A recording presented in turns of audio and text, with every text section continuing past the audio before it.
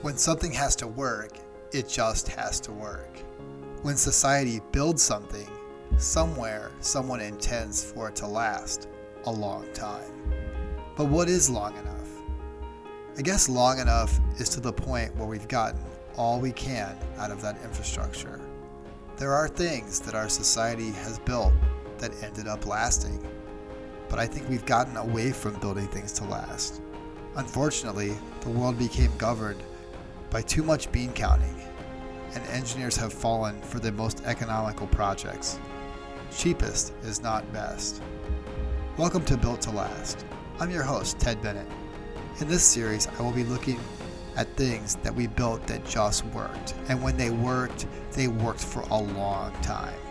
I'm curious to find out what makes infrastructure endure the ages, and how modern designers can recapture that so that we can again build to last.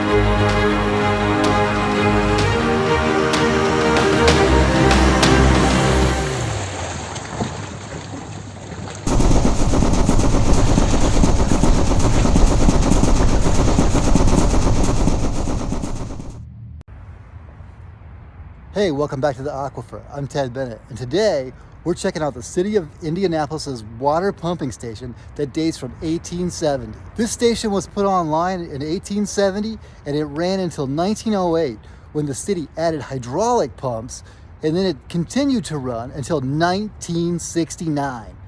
99 years, that's crazy. Let's check it out.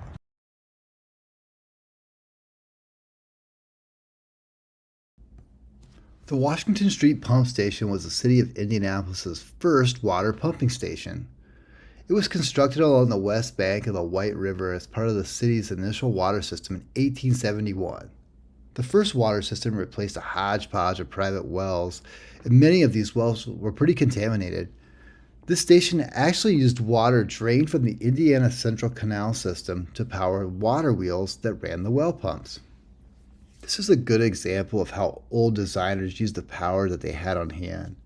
We'd call this sustainable today, but back then, before trendy buzzwords and the advent of electricity, and with steam-driven pumping still being perfected, this was resourceful thinking. I'd say it's built to last thinking.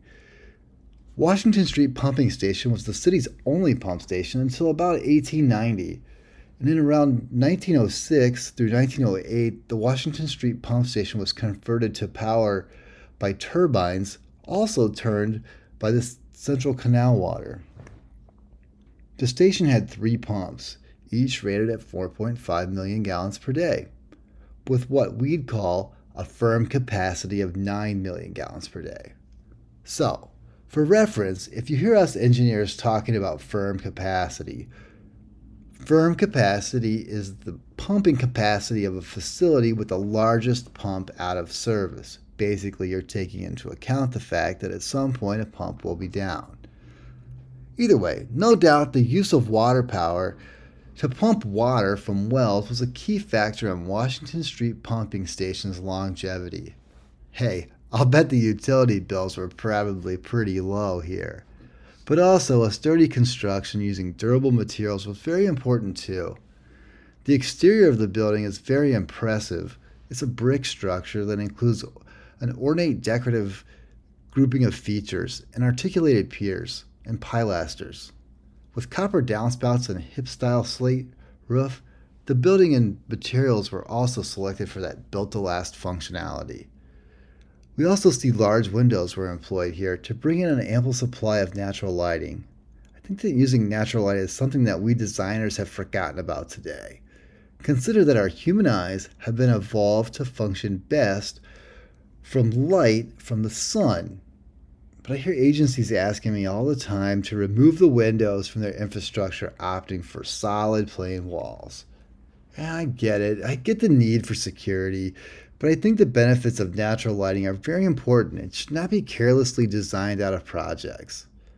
In the event of a power outage, which happens often enough at these important facilities, you'll have some natural light, requiring no generator. Hey, and in good weather, you can still light the building to a degree without consuming electric. All this was a sort of a sustainable feature that we saw on display here at Washington Street Pumping Station. So, how durable was Washington Street Pumping Station?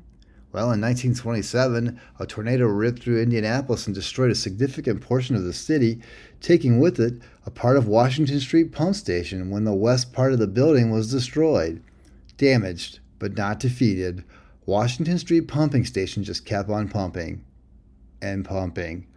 Remarkably, it kept on pumping until 1969, when Washington Street Pumping Station was finally decommissioned, destined to become a part of the city's park system. And today, you can see the remaining exterior structure of the building located in White Park, along the White River. And I think we can safely say that Washington Street Pump Station, that operated for nearly 100 years and still stands today, 150 years later, is infrastructure for the ages and was truly built to last.